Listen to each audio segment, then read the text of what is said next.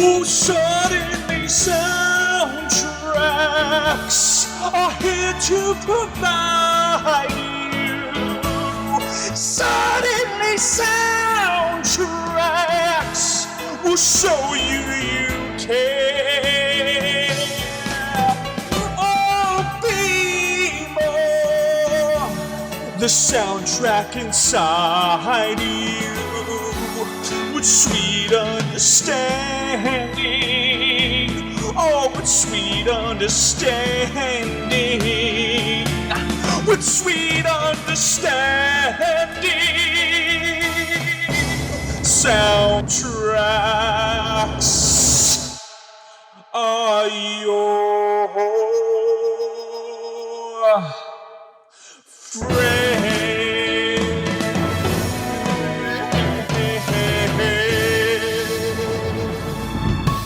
Hey guys, welcome to Suddenly Soundtracks, the show here on the PJ Campbell Network, where we judge a movie solely based on the soundtrack that it provides. If you guys are not familiar with how Suddenly Soundtracks works, it's pretty simple.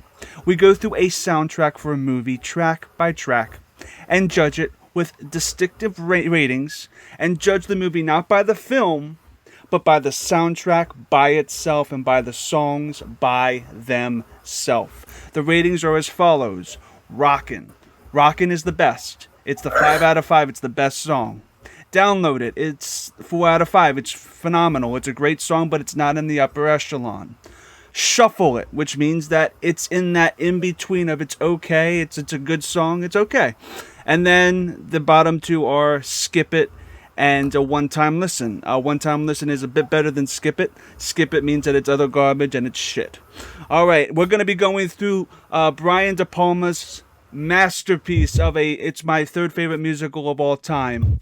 Wow. Yep, The Phantom of the Paradise, written by... Great film. Yeah, musical written by the phenomenal, one of my favorite musical artists from Muppet fame, Paul Williams. But I am here with three phenomenal guests, and I'm going to start with the person who's in the blind box this episode, the person who's going into this film completely and utterly blind. Has never seen this film before. I gave her the soundtrack, Miss Rachel Silver-Strini. Rachel, what were your thoughts when you first saw this film? So initially, when we talked about assigning musicals for Suddenly Soundtracks, I thought that we were doing Phantom of the Opera. Yeah. And then, like, a week or two ago, you were like, no, it's Phantom of the Paradise. And I was like, what is that? I literally didn't even realize that this movie existed. And then I watched it, and it's so weird and so great, and it's such a theater kid movie that I'm shocked that it is not that I've never heard of it, and that it is not of cult fame a la Rocky Horror. I'm surprised too. It really has that Rocky Horror kind of quality to it. But two people who really know this film from front to back, I'm going to go to Mark Edward Hoyk from the Schmodown. You know him. He was Whitney's former teammate for Self-Righteous Brothers. Mark, what are your thoughts on Phantom of the Paradise, and when did you first see it? I first saw Phantom of the Paradise in my 20s. I didn't get to... I was too young to see it when it came out theatrically the first time, and I think I held out for Laserdisc until that I could see it, because it was, at the time, it was so rarely revived. But it's been a huge favorite of mine. I was a Rocky Horror kid, so I kind of came in through that way, but also a Paul Williams fan and came in that way, and, you know, it's a film obsessive, a Brian De Palma person, so multiple paths brought me to this movie, and it's a treasure. And I have had the opportunity to physically project a print of the movie on more than one occasion, and that's, you know, just added to my love of it. Have there been any shadow casts that you've encountered when you've run it, or was it just for like theatrical purposes? I have not seen it shadow cast in an actual theater setting, but I went to a Rocky Con back in 2010 where they did a shadow cast, a 16 millimeter print of it, and it was a pretty great thing. Oh shit! So it actually is like it shows with Rocky Horror sometimes. They do complement each other. Really Well, I mean, before Rocky Horror became Rocky Horror, they billed the two movies together as a double feature in a lot of markets. Wow. Like if you, That's I'm news to in me. a I couple didn't know of that. I'm in a couple of old newspaper ad groups on Facebook, and you can find packages where they were showing the movies together because neither of them had really done well on their first time out, and they were still trying to salvage them as regular runs before Rocky found its cult. Now, obviously, Phantom found its cult in Winnipeg, and that was basically it. But there's going to be a great documentary about that coming up. Was it like a Guy Madden thing? Did Guy Madden just love this movie? Like, who else is in Winnipeg? Chris Jericho. Oh. Yeah. Who I just called out yesterday on Twitter. To see Chris Jericho's beef. Yes. Oh my God. Yes. It's in that weird position where more people know it than ever, but still not enough people know it. So you have the privilege of seeing it for the first time. Yeah. Yeah, I envy Rachel because when I first saw it for the first time, it was gobstockingly awesome. I love the music; it's my kind of music. But we're going to probably the biggest fan of Phantom on this call. Video Drew Grant, how you? What are you? Why are you so into Phantom of the Paradise and Paul Williams? Oh my God, do I love everything about this movie. I went through a weird period in high school where like we just did all the LSD and just found all like the weird movies. And like when I told my friends, that, like my high school friends, that I was going to be doing a podcast about Phantom of the Paradise, they were just like freaking out. They're like bowing down because this is basically the culmination of everything that we hoped and dreamed that I would do with my life, would be being on a podcast talking about Paul Williams. I mean, I'm just a huge Paul Williams stan in general. I think this movie is just so weird. This movie just makes literally like no sense, but in the best way possible. Like carburetors, man, that's what life's all about. Like this movie is both Faust and Phantom of the Opera. This movie it was such a weird moment in Paul Williams' life, and it's so much so that he's like now written a book, I think, on it about like failing upwards. So sort of the concept of failing upwards.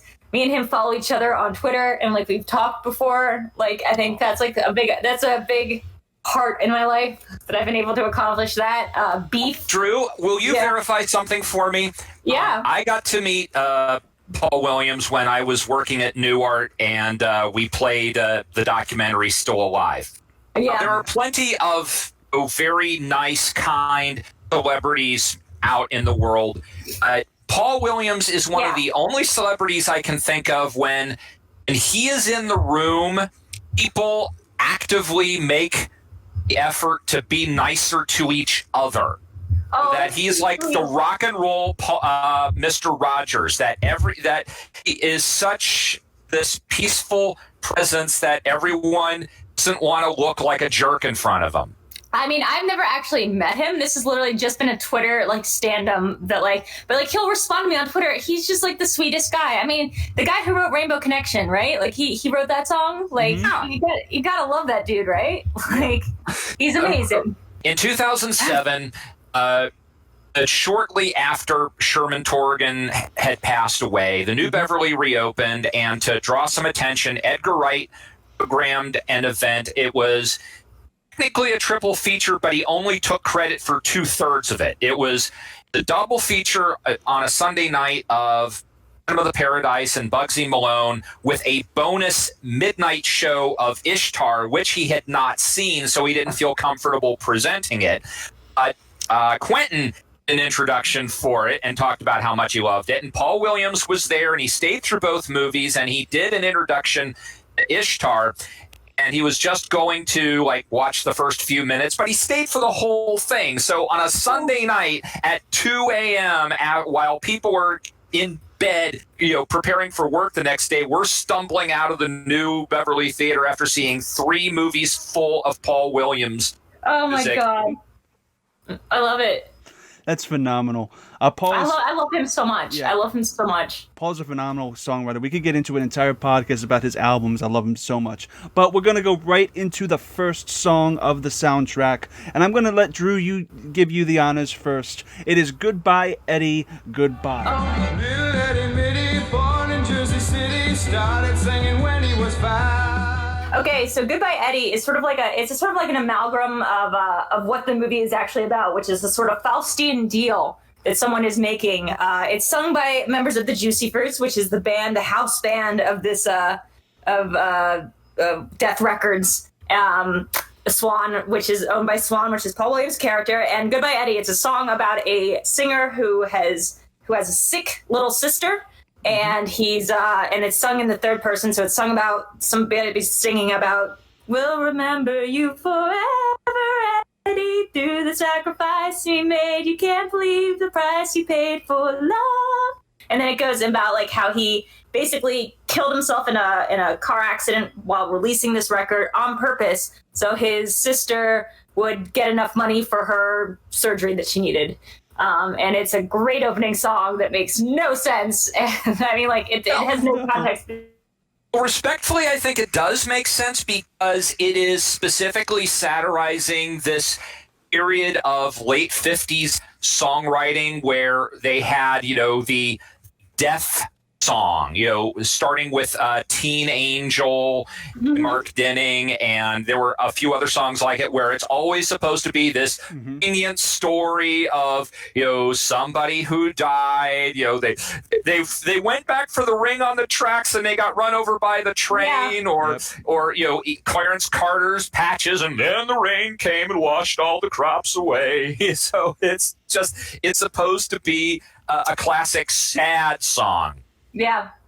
Yeah. I mean, it's great. Yeah, it has that very 50s feel to it that I love. I'm a big Buddy Holly fan. Love the Big Bopper. Love Richie Valens. I love all of that stuff. So. Never knew his mother, never knew his father, mother was something. Christ is his name, fast as he came. I mean, I'm just singing my head. Yeah. Yeah, it's remember you forever. I'm just gonna sing the song in my head, or out loud, I guess. It's an earworm. Rachel, what are your thoughts on this opening number? Because I had walked into this completely blind, I was a little confused because usually, like in a musical, the very first number either tells like the synopsis of the story that is about to be shown to you and told, or it is just an opening number. And this seemed like it was going to tell the story, so I was listening very closely to the lyrics, and then as the movie was going along, I was like, but wait, where's his sister? And I was so deeply confused. I love the whole like rockabilly, greaser look, obviously. And I love that music. It warms my heart. It takes you back to looking at that time through like a very veiled gaze. It's very sweet and wonderful. But it's all like I love the song, and you get introduced to the Juicy Fruits where 2/3 of the way through the song, one of their guys like literally pulls a guy off of another girl and then like jumps on top of her and starts making out with her on top of the table, and you're like, okay, it's that kind of movie. I never knew this before. I didn't put it together, but like I'm pretty sure the Pride has like a very Juicy Fruits kind of feel to them. Like you should definitely show Bandit. When a young singer dies from shock and surprise. I always like how they say it. We're from shock and surprise. Carrying around a flashy sports car. And I also really loved and appreciated the fact that there was that they were like kind of Hispanic. Yeah, like you could hear the accent in their voice, and it was very like Chicano, like street thug. And I'm like, this is amazing because you've never really got to see that view unless they were the pure bad guys in the movie, especially back in the 50s, 60s, and 70s. So it was this really great little twist on a classic, viewing of that culture. And also because if here in LA, the LA crowd loves late 50s stuff. That you listen to Art Laboe's dedicated love songs, they're still going to play Angel Baby by Rosie and the Originals. And that song, is old enough to be my grandparent at this point. Yeah. But, it never goes out of style. I mean, you talk about LA loving their 50s and everything. We still have a Bob's Big Burger. Well, not anymore, right? Specifically. But they still do car shows every Tuesday night, and people roll up in their Bel Airs and their whatever. My brain is breaking right now, apparently. But you can go there on Tuesday nights or something like that, and see all these beautiful old car guys and their wives are all dressed up in their period pieces, and the girls' hairs are done, and the men's hairs are all pumped up. It is the sweetest and so much fun. LA loves the 50s, and it makes me so happy. This is where drive-throughs and car shows were all.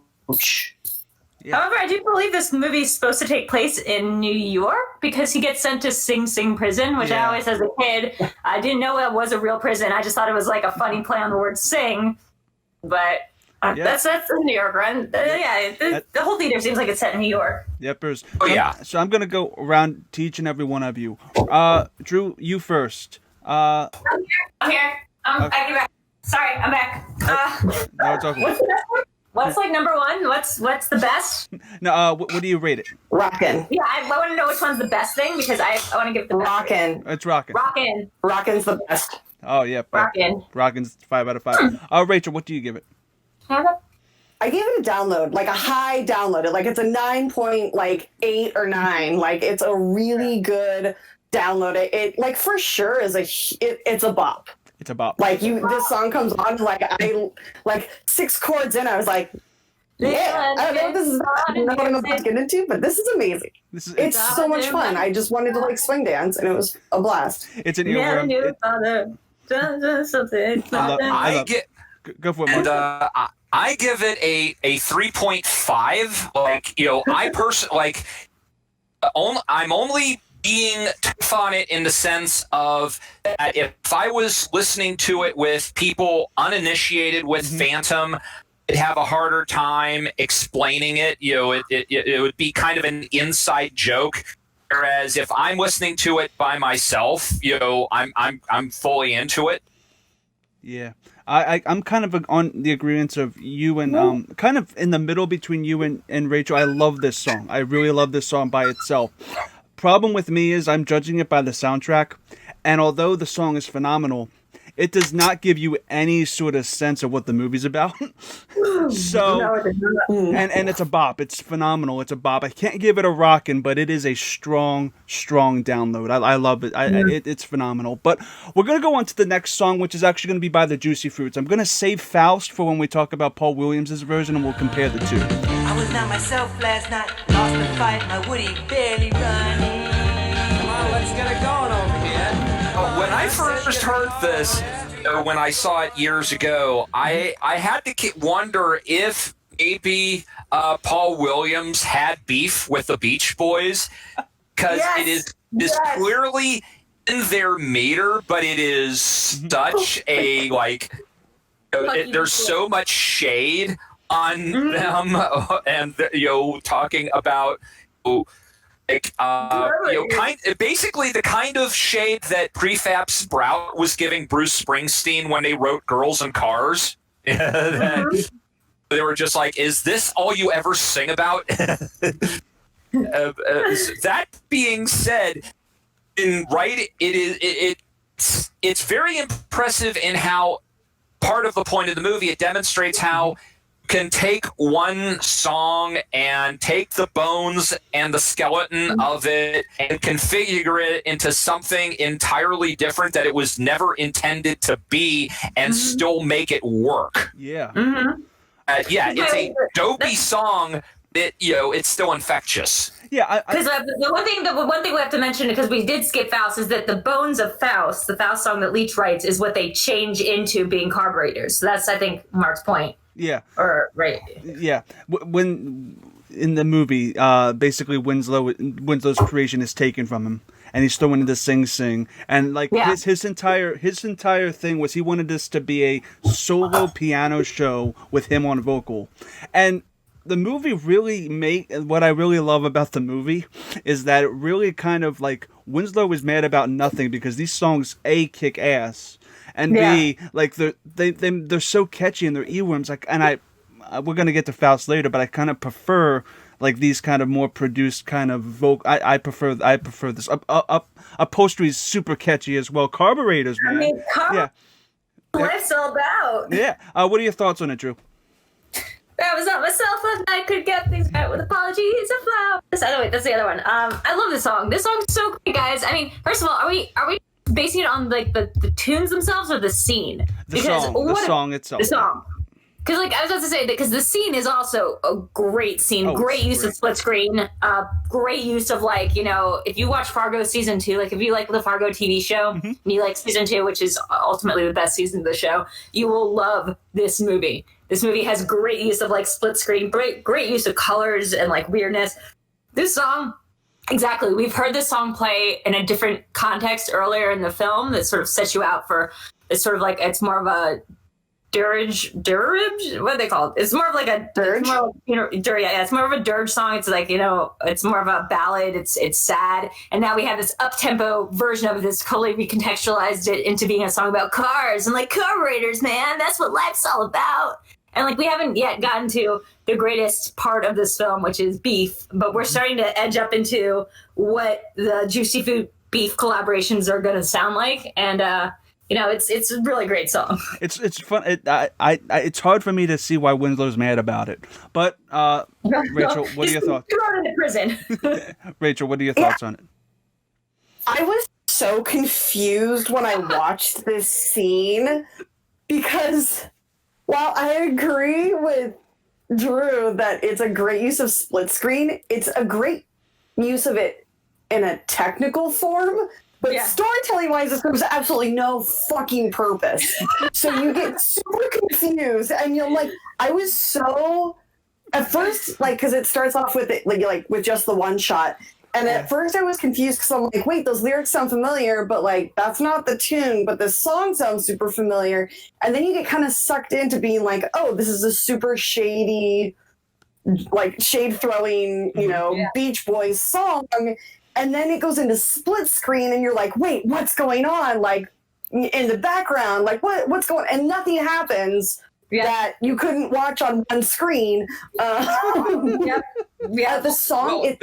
Rachel, you have to go back and listen to the song. Rachel, this is the embodiment of Hitchcock's maxim about how if you put a bomb under a table and 3 people are sitting there, but they don't know the bomb is there, if the scene goes on for 10 minutes, you've got 10 minutes of tension. He's showing you both scenes at once to set up the fact that you're waiting for that goddamn bomb to explode. Yeah, and it could have been done in a different fashion. It was just a weird use of it. And also, like, I'm sure I will appreciate the actual technicalities behind it and, you know, the deeper meanings of puns. But with that first viewing last night, I had to go back and listen to the song because I was so distracted watching, you know, the mechanics of the bomb getting placed and then, you know, the girl getting harassed and being told to sit on the back of the car if she wants to get paid, and all of this is happening, but like the song is a total bop. It's super fun, and then you listen to the lyrics and it is a total shade show.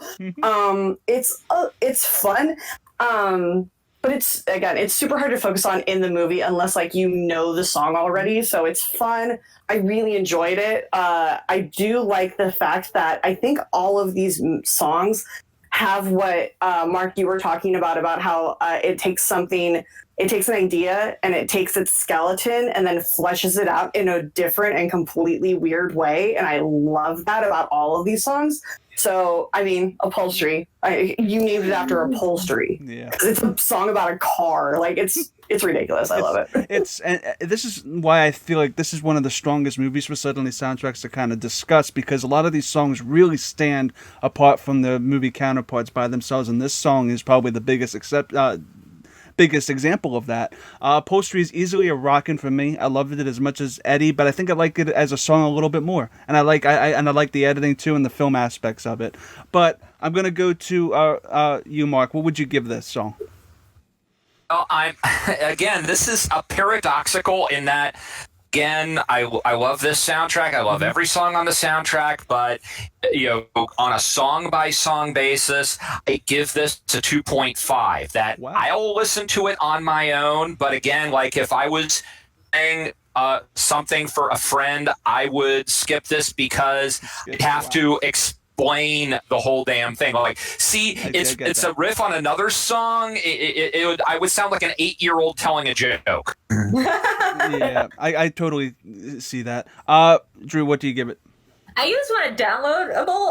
I love the song so much. I mean, copywriters, man, but I do think that there are better songs on this soundtrack. I know we're not ranking them just yet, but I would give this one a downloadable. Okay, cool. And Rachel?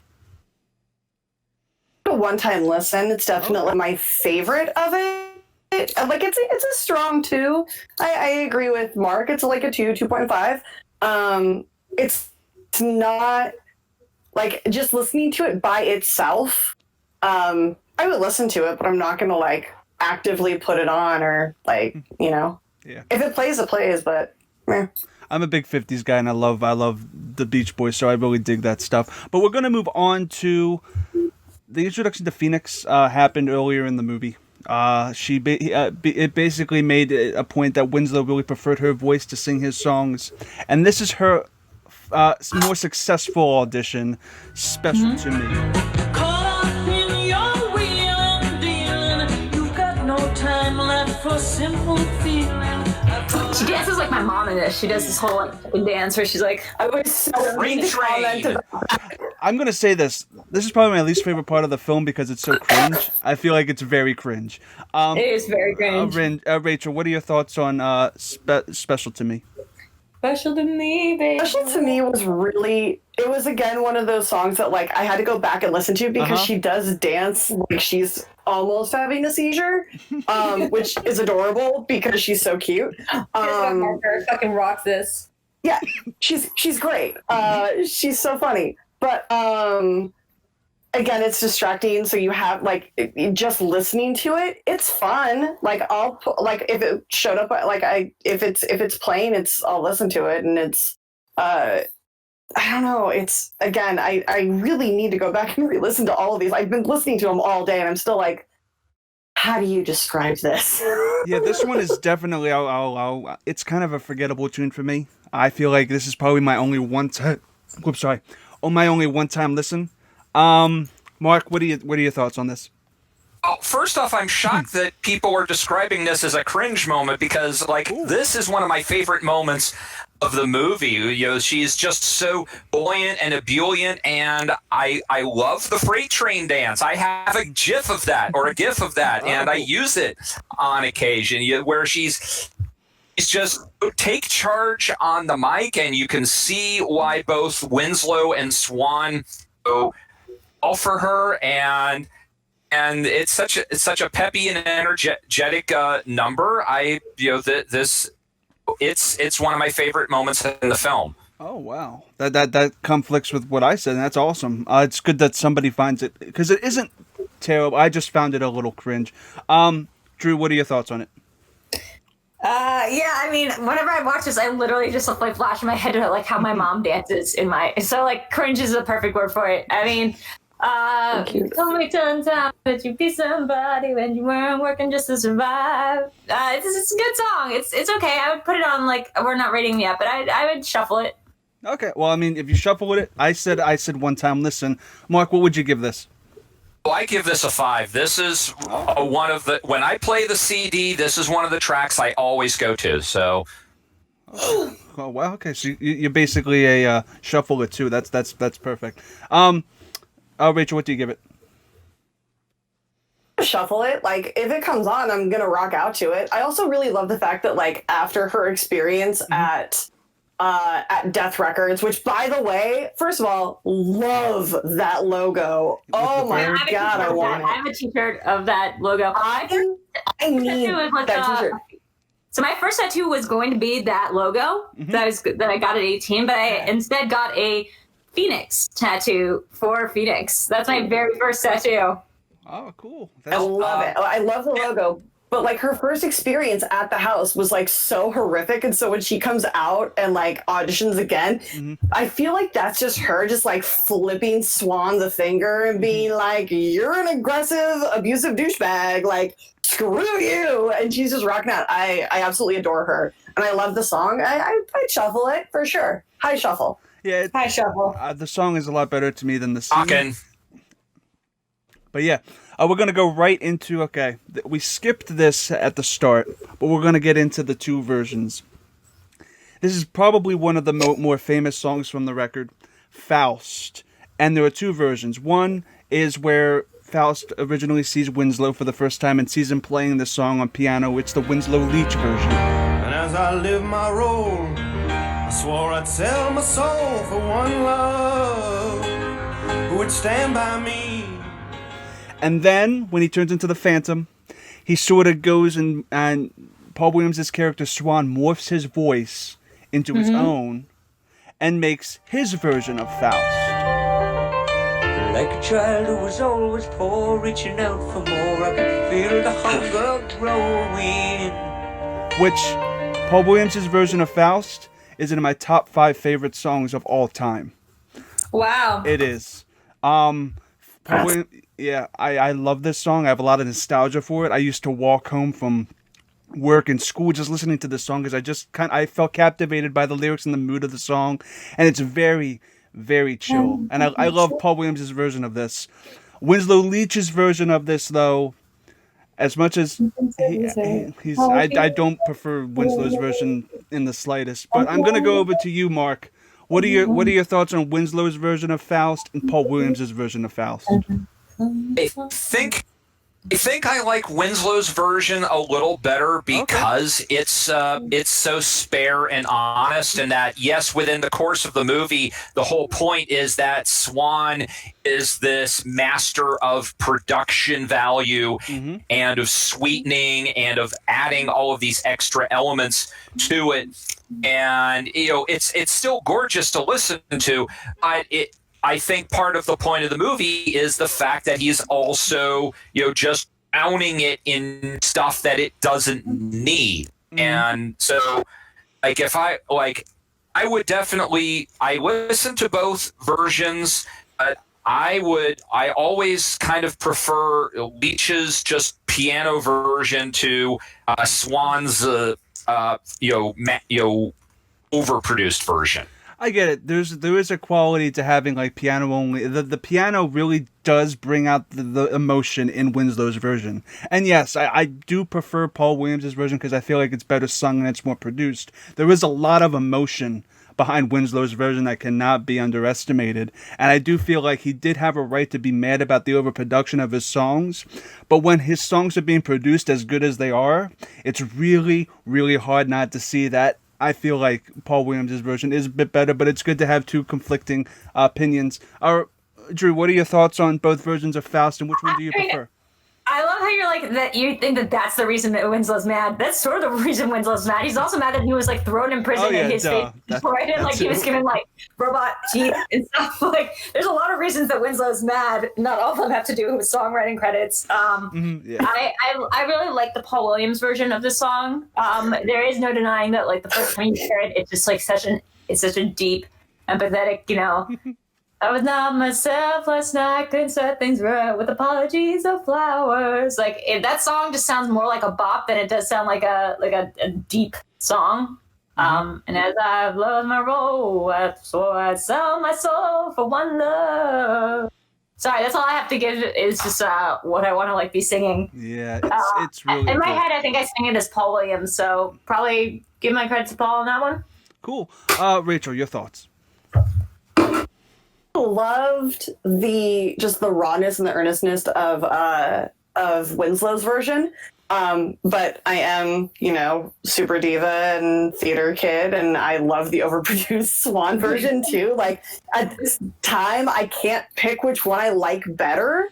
But they're both just like so awesome. And for anybody who hasn't seen this, who just heard Drew describe some of the things that Winslow has gone through, it is as insane as it sounds. They literally brush over the fact that he escapes prison. He like escapes prison like that through like a cardboard box. His teeth are given metal teeth. Why? It's so weird. Guys, just fucking watch this movie. It is so odd. So much fun. But no, I love both versions. I think that I think that in time it'll be one of those like, what am I in the mood for? Like, what am I feeling right now? And I'll put that version on. Yeah. But I think they're both just amazing. Yeah. It's important to also note that in the film, Paul Williams' version is really split up with how it's mixed, with how so I would suggest listening to Paul Williams' version on the soundtrack, because if you listen to it in the film, it sounds like a mess. But there's a reason for that, because he's digitizing everything and they're showing the process of changing the voice. But right. Yeah. I really love that scene too. Yeah, I love that scene. It's a phenomenal scene, but the song itself gets really muddled, and you don't really get to hear it until the end credits. So I would suggest listening to. Isn't the end credits the hell of it? The hell of it, and then after that is Faust. Oh, gotcha. Yeah. So I kind of spoiled it at the start. I think it's A, my favorite, in my top 5 favorite songs of all time, and B, it's my favorite villain song. So Faust is A+ to me, rockin'. Rachel, what do you give it? This is a high download it. All right. Like I said, both versions are just amazing. They're so much fun. It depends on what you're feeling and what you want to hear. But they're just so beautifully done both ways. I love them. It's a beautiful song. Mark, go for it. I of the two versions, I give the Leech version a 4 download and the Swan version a 3.5. There, you should still download it, but it's like the Partridge Family and the Brady Bunch. You can like both, but not equally. Yep, it's all good. Drew, go for it. Okay, I'm gonna be the stalwart here. I'm gonna be the holdout. I'm gonna give this one I'm gonna give them both like a shuffle it. These are not my favorite songs in the litany of music that we have for this. They're fine, but they're kind of like sad songs. Oh yeah, sad songs say so much. Elton John. One of Elton John's best songs. That's a podcast in and among itself. All right, we're gonna go right into. Okay, this isn't technically performed, and this is the sort of the Tarzan syndrome of some of this one. It's not actually performed, but it's the Phantom's theme, and you hear it as Winslow is sort of going through the motions of trying to take advantage of Swan, and Swan taking advantage of him, and them trying to work together, and it not being the best of circumstances. To work it out, I let them in.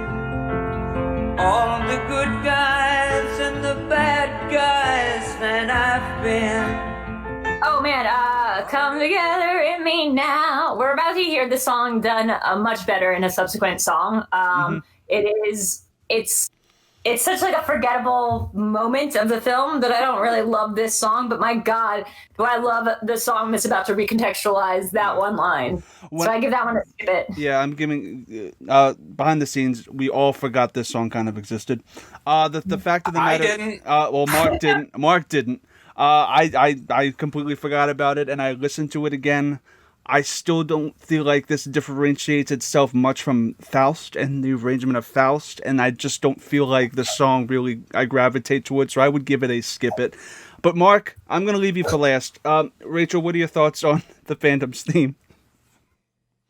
So really, I mean, we're just gonna go with the gradings at this point. Gave it a really low one-time listen. It very much reminded me of the scene in Moulin Rouge where everybody's singing "The Show Must Go On." Yeah. Oh my God! Part of Moulin Rouge. And it's just one of those things where I was like, oh, okay, they're gearing up for something. All right, got it. Next, the musicality of it's good. But yeah, nobody's physically performing it. Yeah, nobody's physically performing it. You just hear Paul Williams' voice sing over a montage. But Mark, you have opinions on this. What are your thoughts on the Phantom's theme? Again, I think maybe I'm just more in the tank for sad songs. Like, I'm the person who, like, I know what a manipulative movie Ice Castles is, but every time that last scene comes up and forgot about the flowers, I'm blubbering like a kindergartner with two skinned knees. So, so I love the sadness of it, and I can envision how it plays in the movie. And I feel like even though in the movie we see it getting reconfigured multiple ways until they find how to do it, as it is on the soundtrack album as just a song that I would play for somebody, I think it can stand by itself. I do wish, though, that when he's in that circular thing with the vinyl and he goes to each and every individual person to see their version of it,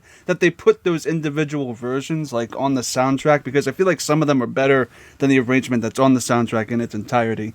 But yeah. I'd love to hear, like, the doo-wops, like the three black women singing like a full like orchestrated version. I think that would have been a badass mix. That might have been one of my favorites. I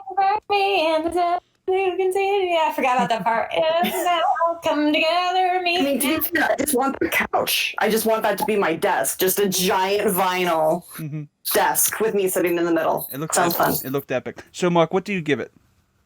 I give it a 4. Download it. Oh, cool. Well, higher marks than us three. So that was just divisive. But we're gonna go right into this is the introduction of Beef. We're introduced to Beef. We are introduced to Beef through actually the last song. Yep, and we're introduced to this. This is basically the equivalent of the floor show in Rocky Horror, which is essentially first, before we get into Beef's amazing number, we're going to get into Somebody Super Like You. We need a man that is simple perfection. There's nothing that's harder to find. Oh, what a moment in this. Because first off, demonstrating the fact that, Swan can do anything. Like, he has taken all three of the Juicy Fruits, who were these... he's basically kind of undercutting them at the same time and showing that, like, they can do anything, but in a sense they have no soul. They'll just do whatever music they're given. That they've got the Kiss makeup on, and well, we haven't talked about the fact that, like, forgetting the third guy, but we've got Archie Hahn and Peter Elbling are doing most of the singing, or this constant Greek chorus as such, and it's Peter Elbling on Somebody Super, and it's just a tremendous sort of throwdown at, like, I once made a 70s CD for people who don't know the 70s, and I opened that song Wow. And so, it's a tremendous lead up to Beef's introduction, and it's a great Kiss. It's very Kiss oriented and very Kiss arranged. Rachel, what are your thoughts on it? Like, instantly loved this song. Like, I knew what this song was as soon as it started playing, and I was like, this is the song that you play in your room and you just dance around like an idiot. Mm-hmm. This song is so much fun. It also, like, encapsulates, like, when you watch the movie, this, just watching the crowd, you're like, I want to be in there. Like, I want to be at this show / concert, and I want to be having such a great time with these people. And this looks so stupid and so amazing and so much fun. It's great. I love this song. I like how they cut somebody's head off, which I don't know if heads, torsos, legs, like, it's fantastic. It's so aggressive. The Juicy Fruits and, like, the Swan thing is, because it's not just like a show within within the movie. They're not cutting off people's limbs. It's like they've produced the show. So within the show, it would look like somebody's arms were being cut off to make Beef, but, like, they're not actually cutting off people's limbs. They're, like, using pyrotechnics and stuff like that. It's just so good.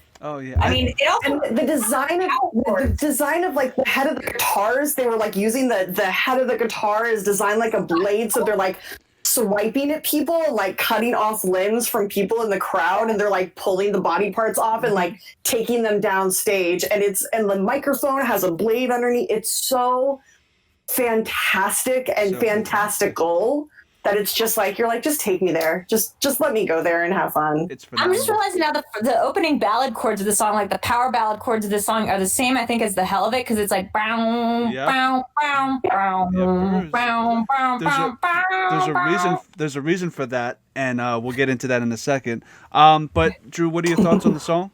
I mean, this song is such a banger. I hate using the word banger, but I feel like banger is the only appropriate term for this song. It's so freaking good. And we're about to intro to my boy. So like, you know that I'm getting stoked for this. And this sort of marks, we've had a couple songs now that from my perspective has sort of slowed down the course of the movie, and it's sort of been more meditative. Yeah. And this is the movie cranking it to a higher gear, and we're about to roll with it. Yeah, this is one of the high points of the film. I'm giving it a literal rockin'. Drew, what do you give it? I give this one like the most epic of rocking. Rachel? Yeah, definitely a rocket. It's theater mind. This is what you open Act 2 with. Like, this just gets you. Like, this is the shot of adrenaline to the heart. This is like, it wakes you up from a coma. It's so great. Speaking of which, there's so much story that could be told here in a play. This really could be told, like, with multiple. I want it. Yeah. Because there's so much story you can make Beef a bigger subplot. Mark, what are your thoughts? What are you rating? I give it a download. Okay. Yeah, it's not quite rocking for me, but because I'm not the biggest Kiss fan, but I have to tip my hat to what a tremendous song it is. Yeah. So we're gonna get into the pièce de résistance. Basically, let me explain this though, because it's a very sad situation. Because Beef really was put in this situation and got killed for this situation and got talked into being in this situation. This poor flamboyant. Yeah, he's poor. He's a mixture between Eddie and Dr. Frankenfurter. It's that equivalent. And this song. He's not Dr. Frankenfurter. He's Rocky, the creature. The creature. Yeah. But he's like a mix. Yeah. But for me, this song is essentially a mix between Hot Patootie and Sword of Damocles from Rocky Horror, and with a little tinge of Sweet Transvestite. This is the most Rocky Horror song in the soundtrack. Yes. This could easily be in Rocky Horror as this is obviously like such a Rocky Horror song. Yeah. This could be an alternative for Hot Patootie if you wanted it to. Oh no, this could be an alternative for Sword of Damocles because it's Rocky's song. Anyway, this is Life at Last, and Drew, I'm going to give you the honors. What are your thoughts on this song? From the other side.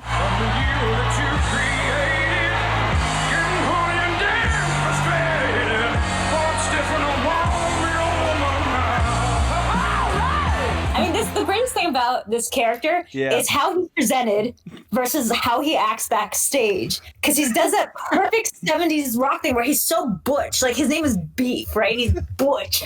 Life at last, salutation from the other side. He comes on, he's like, blah, blah. And then, like, backstage, he's like, okay, sweethearts. Like, we're not going to act like he's totally femme, but also like such a total bitch. I love Beef.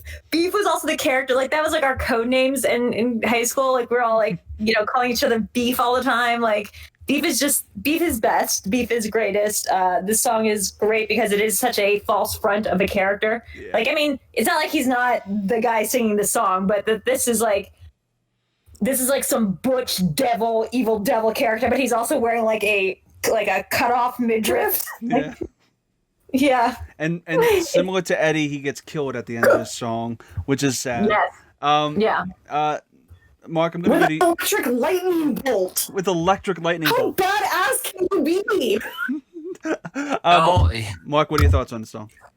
Oh yeah, what an iconic entrance. It's Garrett Graham is so damn hilarious and knows how to, and like it's I think the key is the fact that by modern standards you should be cringing at his squishiness because it is so like 70s stereotype, but it is never like making him look bad. It's just about contrast, and he just pushes it so hard that it like Steve Stucker in Airplane. He's playing a swish, but he's so over the top that it's not like you can ill of him for doing it. I know the difference between drug real and real. My only detriment is, again, stop the movie at that point. Yeah. That it's another one of those songs that kind of only really makes sense within the movie. That I don't think that it works standalone. I mean, it works as a representation of the kind of music that it was parodying. Like if I was. Again, my standard is, if I was playing this for someone who has never seen the movie, if we're just sitting in the car listening to tracks, I don't think it holds up to being by itself. So I would be a little harsher on rating it as a song by itself. But again, within the context of the movie, what a great scene. Oh, it's phenomenal. Can everyone do their best version of his last line? It's like, ow, ow, ow. It's like the funniest fucking thing. It's great. It's so good. Rachel, what are your thoughts on Life at Last? Mark, I feel like if you can't play this for your friends, then I feel like you need to get new friends. Because this song is like amazing. I mean, to be fair, like 98% of my friends at this point are theater kids. They'd be like, if they didn't know immediately what it was from, they would be like, what show is this? Yeah. Because it instantly has that. See, my friends, a lot of them are jaded theater kids. It's just like, been there. Yeah, it'll still spark something in their dark little hearts. The thing that I love about Beef so much is that I know that guy. I know that guy. I've done tours with that guy. And I love the fact that as he's trying to leave, because he's like, this place is haunted, I am out of here. And he's like trying to run away. And he's like, I'm going to Ohio or wherever. And you're like, of course you're from the Midwest, sweetie. Of course you are. Yeah, he's got his mother. And then I'm going to go see my mother in Ohio. I'm going to Cleveland. I'm like, yeah, you are. But it's such a great song. I love how he's introduced and like the Frankenstein thing where he gets raised and electrocuted and comes back down. And the makeup on him is so beautifully done with like the red glitter cuts on his body. Yeah. The midriff killed me. That was amazing. I might have to dress as Beef for Halloween this year. Yeah. I'm not gonna lie. Yeah. Oh my God, Drew, if you want to be my Phoenix, let's do this. Let's do it. Yes. I love this song. It is every wanted like a theater song to be. It is ostentatious and ridiculous and rocking, and it literally gets you dancing and singing. And the lyrics are so ridiculous and fun. I can't remember what they are offhand, but it's something like I woke up with the devil's pride goes down to the brown. I don't remember the lyrics as much. Yeah, it's like waking up Randy and like ready to shit. This is amazing. This is a horny Rocky, and I just lowered at this. It's my favorite song of the movie. So you're rocking. This is rocking, yeah. Yeah. Drew, what do you give it? I give this a hard rocking as well. This is just such a good song. This is just like the song. We just got banged up a little bit. We just got like ready for this song and Somebody Super Like You. But like this song is to me like this is like the climax of the film as far as I'm concerned. Like this is the part where I give it the money shot. Hard rockin' needs to be like another rating. Hard rockin' does need to be another rating. But for me, it's I'm actually kind of in agreement though with Mark in the sense that this song is phenomenal on screen and it's great when you're listening to it by itself, but it does lose a little bit of that magic. And judging it by the soundtrack, you have to acknowledge that sometimes a song is better on film than it is on the soundtrack. And although that this is not a terrible song, I'm saying, nor is it a bad song, nor is it a good song, it's a great song. I would give it a solid high download. It's phenomenal. Mark, what would you give it? I give it a 2.5. I'll keep it in the shuffle, but I can understand if someone would say, "What's next?" Well, what's next, Mark, is Old Souls. Our love is an old love. Again, this is one of the highlights of the movie for me. This is one of my favorite. I'll say it. This is my favorite song on the soundtrack. Harper's voice is just so clear and so poignant, and I'm tearing up as I'm thinking about it. This is like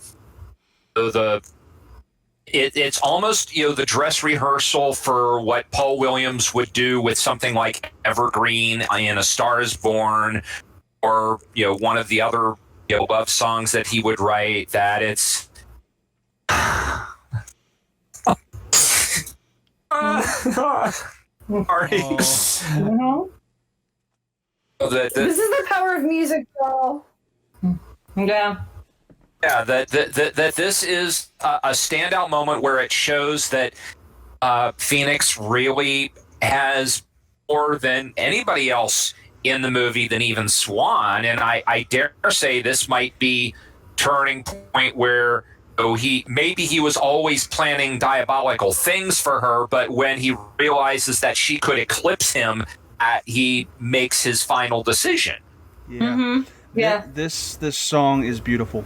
It's phenomenal. This is a song that I would, when I cross the plane of non-existence, this would be a good funeral song. It's one of those songs, wedding song. Yeah, a wedding song Oh. too. Yeah.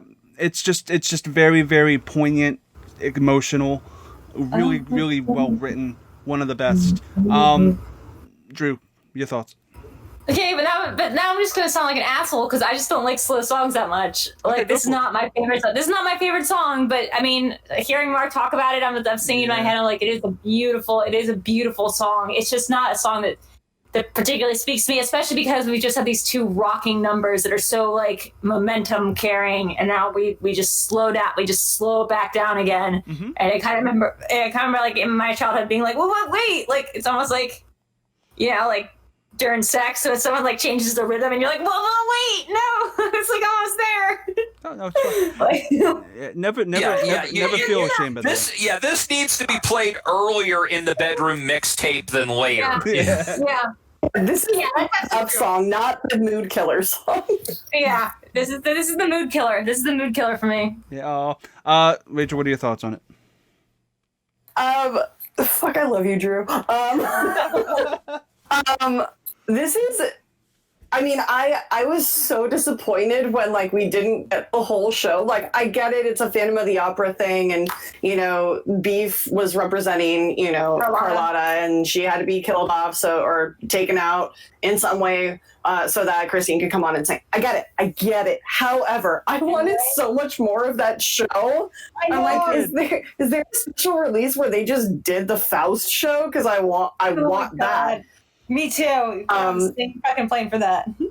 Yeah, but I mean, every song that is in this soundtrack is definitely reminiscent of another, iconic, genre or specific person. Like what I put, like the Faust Winslow version is like, it's a little Bob Dylan-ish, and I love that. This one definitely reminded me of like Joni Mitchell. And it's a really beautiful song, and it just kind of reminded me of like the phrase like music soothes the savage beast. Yeah.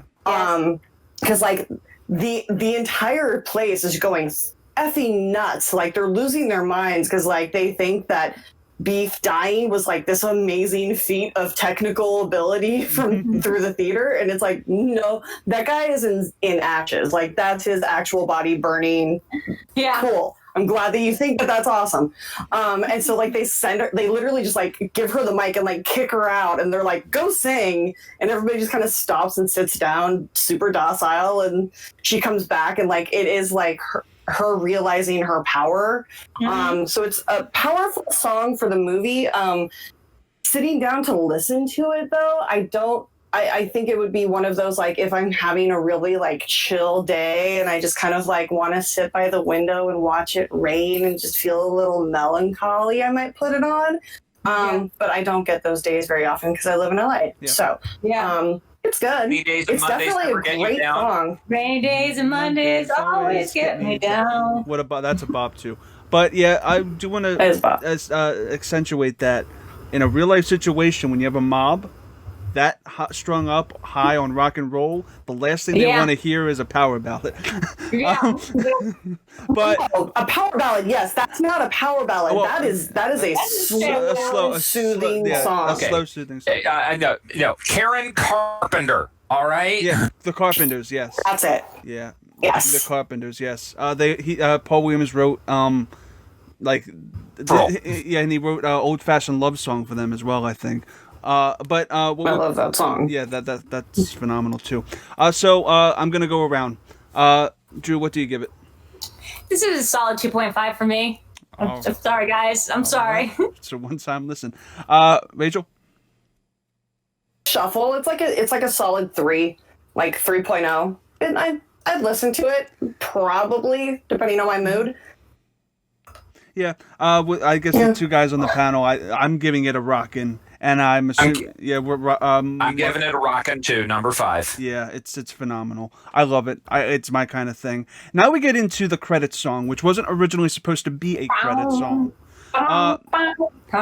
It's the hell of it. Roll on thunder, shine on lightning. The days are long and the nights are frightening. Nothing matters anyway, and that's the hell of it. You guys, I don't know if you know about this story, but the reason why in that song for the first song, someone like you, this was supposed to be the reprise of that as Biff's funeral. They were going to have Biff's funeral. Yeah. And the whole Beef? Beef? Did I say Biff? Oh wait. This was supposed to be this was supposed to be Beef's funeral. And the last like 3 minutes where it's just music that's zany was supposed to be a tap dance number by Paul Williams on his Oh my God. Yep, on his it wasn't Paul Williams. It was a girl auditioning for Swan by dancing on top of Beef's coffin. Yeah, that's it. Yeah, Mark, what's the story with that? Scene. Yep. They never shot it. They never shot it. That's so upsetting. I wish that you had never told me that. Yep. Mm-hmm. It was another audition scene. I wish I didn't know. Mm-hmm. I think shadows lightning, the days are long and the nights are frightening, and you never love the summer. That's the hell of it. Good for nothing, bad in bed. Nobody likes you. You better off dead. Goodbye. Goodbye. We've all come to say goodbye. It's all in the lyrics. It's all in the lyrics. Super destructive. You were hooked on pain, and though your music the music lingers on, the rest of us are glad you're gone. Yeah. If I could live my life out as work, please you. So I'm going to go to you, Mark. What are your thoughts on the hell of it? And do you think they should have filmed this scene? And what's the scene entail? I would have loved to have seen that sequence. I think what I've written about Phantom of the Paradise multiple times, it's on the web. I wrote about it once for the Bev. And I think I can't recall if they ran out of money or they just decided they didn't need the scene, but the song was already written. I think it would have been, mordantly hilarious. Mm-hmm. I do think it also works as a finale to the movie itself, and saying, Swan was a genius, but good riddance to him. Yeah. This is my second favorite song on the soundtrack. You said that Old Souls would be at your funeral. This would be at my funeral. Yeah, that's true. Yeah, because I mean, I try to do my best, but I know people think I'm a bastard. So it reminds me of the Three Penny Opera song, or the rendition of the Three Penny Opera song. That's life's a bitch and then you die. It's sort of well. Mm-hmm. That line is also taken from Batman Returns. Drew, what are your thoughts on this song? Oh my God, what a bangarang! Yeah. That's really the definition of let's get back up there. Oh, now I'm coming. This song is so good. Like, this song is, when I think of Phantom of the Paradise, when I think of the lyrics and like why I love the soundtracks, probably the hell of it is the song that comes on. Like, though your future or though your music lingers on, all of us are glad you're gone. Yeah. Like, that's just like perfect. Yeah. If I could live my life out as worthlessly as you, I guess I'd wind up something too. I mean, it's just so good. Too. Yeah. Right, yeah. Who directed Baby Driver? What was the guy's name? Oh, yeah, Edgar Wright. Edgar Wright. Edgar Wright said that he has footage of Paul Williams singing this song on set when he filmed his cameo for the film. Yeah, and basically this song is very iconic. It's phenomenal. It's fun. It's really fun to listen to. And also, this was also on the Partridge Family. This What? It was. He performed this on the Partridge Family or whatever the No, it was the Brady Bunch Variety the Hour. Brady Bunch Variety. Oh my god. Yeah. That's great. Hey, look, should I continue with the introduction now? Don't ever touch my body. Good for nothing, bad in bed. Nobody likes you, you're better off dead. Goodbye, goodbye. We've all come to say goodbye, goodbye, goodbye. Yeah. I would normally not advocate for anything like this kind of shady, but if you go on the torrents or the dark web, as it were, Yeah.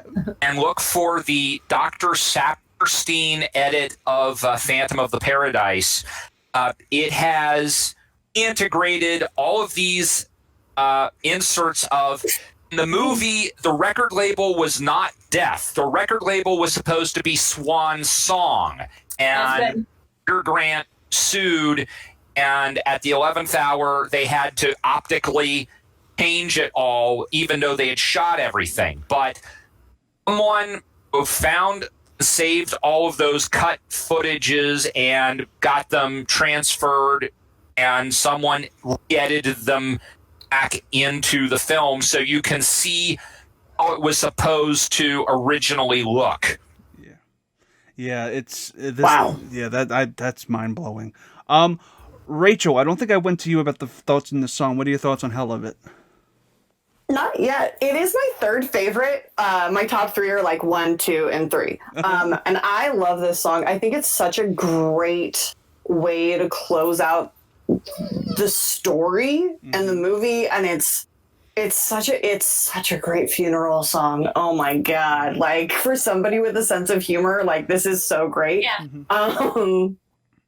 I absolutely love it. I think that it works perfectly with all of the other songs. Like, however different all of the songs are, they work so well together. And this is just like that cherry on top of that nice little sundae you just ate. It's perfect. Yeah, the bigger cherry. Yeah. The bigger cherry on top would be if this song was actually filmed, because if this was filmed as the funeral procession that it was supposed to be, this would easily be in the discussion of best villain songs. I mean, but the fact of the matter is that Someone dancing on the grave, like tap dancing on someone's grave, is literally the most perfect image I can imagine for this movie. Yeah, and the fact that this movie just to kind be of fair. this movie ends, it kind of just ends like really quickly. I feel like it kind of needed that kind of pacing space with that thing. But again, it's probably due to budgeting or whatever the other reasons Mark said. So, Hell of It, I'm going to give a rockin'. It's phenomenal. Yeah. Drew, what do you give it? I give that the hard rockin'. Hard rockin'. Hard rockin' might be a thing. Rachel? Definitely a rockin'. Yeah. It's a solid 5.0 for me. 110%. Mark? Oh, hard rockin' all the way. Bada bing, bada boom. Now that we actually went through the soundtrack, going through track by track by track, what we give it and what our thoughts are, I'm going to go around before we go into our top 3 and bottom 3, and we rank our songs. Mark, what do you give the soundtrack overall? And what are your thoughts on the soundtrack overall? Overall, I think the soundtrack is very, very solid. So it not only represents the film on a meta level, it also represents the genius of Paul Williams, his ability to work in any meter and find what just zero in on the appeal of any form of music. It just shows his versatility, his love for the art form, and that so it and again, going back to how we have songs that are calling back to other songs, but in a different way. It's a really great representation of the adaptability and the universality of good music. 100% agree. What do you give it overall? The record.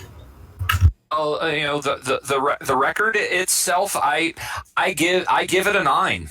Oh, perfect. Not quite perfect, but damn close. Phenomenal.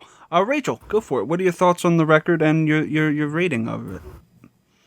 I cannot echo Mark's feelings any better.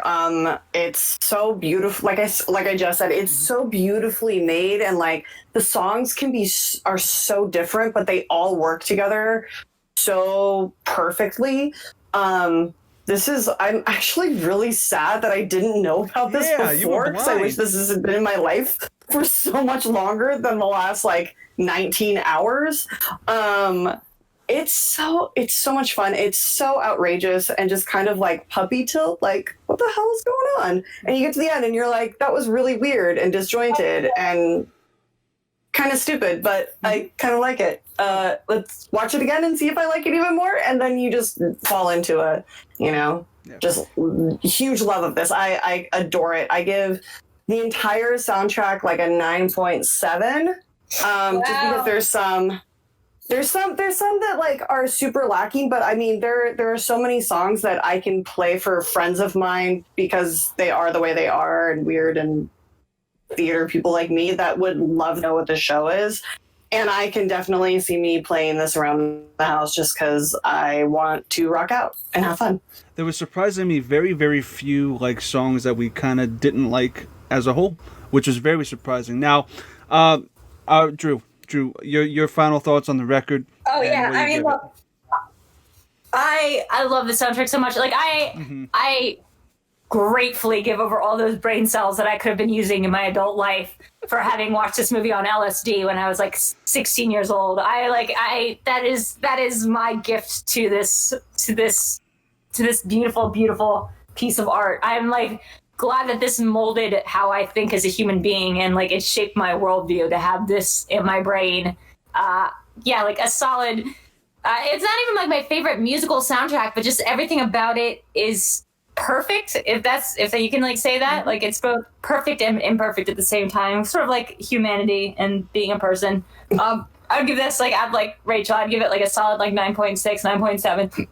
Oh, I'm with all of you guys. This is easily in the 9 echelon. That 9.5, 9.6 is a very appropriate thing for this soundtrack. Because, as I said, this is a prime example of a soundtrack that works just as well, if not better, off the record as it does in the film. Because the film is very disjointed. The film has a lot of flaws, but I think everybody can acknowledge that. But even though the film has a lot of flaws and it's not really edited that great, there's a lot of pacing that's weird. Especially at the start with Winslow escaping and stuff. There's really, really quick cuts, and I wasn't too a fan of the editing per se, but that doesn't mean that this film isn't fun.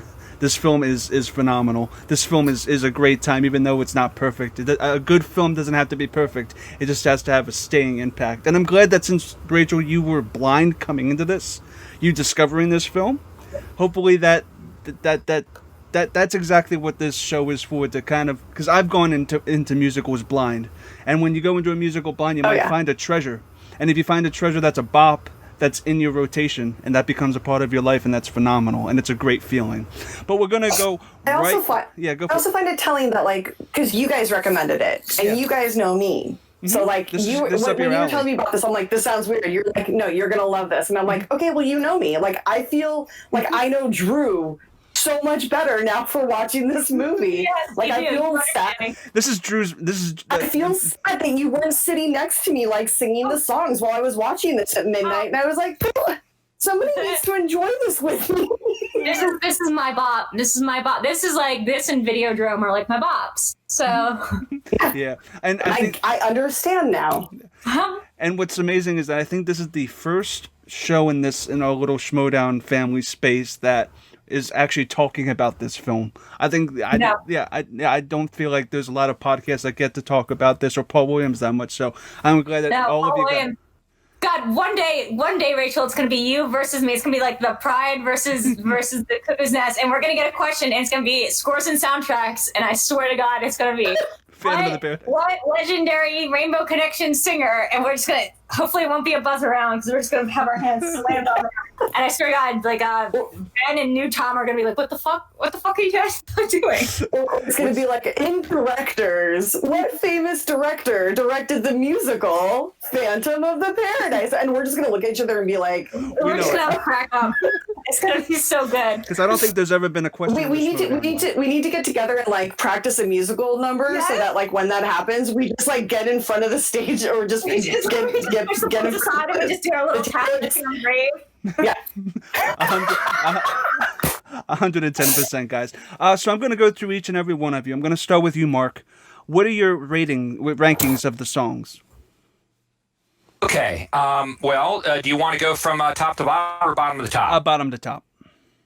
Okay. Going from the bottom, sadly, it's the Juicy Fruits material because I think they don't hold up by themselves. So like Upholstery, then Life at Last, then Goodbye Eddie, and the Swan version of Faust, the Phantom theme, Somebody Super Like You, Leach's version of Faust, and then my top three going upward are Special to Me, The Hell of It, and Old Souls. 110%. We're going to have a lot of different lists because I feel like all of us like different aspects of this film and soundtrack. Rachel, bottom to top. Oh, God. So bottom to top, I gotta go Phantom's theme, sadly, is my least favorite. It just feels like such kind of like a filler song. And then Old Souls, because again, I don't see myself listening to it too much. Number 8 is going to be Upholstery, just because it's, I think I just really need to listen to that a little more. And then Special to Me at number 7. I'm not going to do a 5-6, so like 5 and 6 together is just going to be Faust. Both numbers, like it's just there for me. Goodbye Eddie is going to be my number 4. My top 3 are, number 3 is The Hell of It, number 2 is Somebody Super Like You, and number 1 is Life at Last. I feel like that is just like the most amazing 3-song crescendo. I absolutely love and adore it. Drew, I'm going to actually save you for last because I'm going to go through my bottom and top, okay? My bottom is Phantom's theme, then Special to Me. The Faust Winslow version will be after that. Then Eddie, Life at Last, I Love Upholstery, Somebody Special to You, Somebody for You, Old Souls, Hell of It, and then, of course, my favorite, as I said pretty early on in the episode, is the Paul Williams version of Faust. So I'm going to go to the person who actually gave me the idea to do the Phantom of the Paradise episode. Yeah. Drew, what is your least to greatest of this phenomenal soundtrack? I'm not gonna do the middle part because I don't want to I don't have to rank my babies like this. So I'm just gonna do it's the Phantom's theme. I'm gonna put the bottom 2 is Special to Me, and then Old Souls. I'm so sorry guys, it's not my top 3. Then I'm gonna say top 3 would be number 3 would be Goodbye Eddie. Then we got Hell of It, and then we've got Somebody Super Like You. It's that one. Yeah. Yeah. And that's probably going to change tomorrow. Yeah. Isn't it kind of wonderfully diverse that it's the guys that love the sad songs and it's the girls who love the rockers? Isn't that awesome? No banger. But yeah. I'm also not emotional. I'm super emotional, but I'm not an empath, so...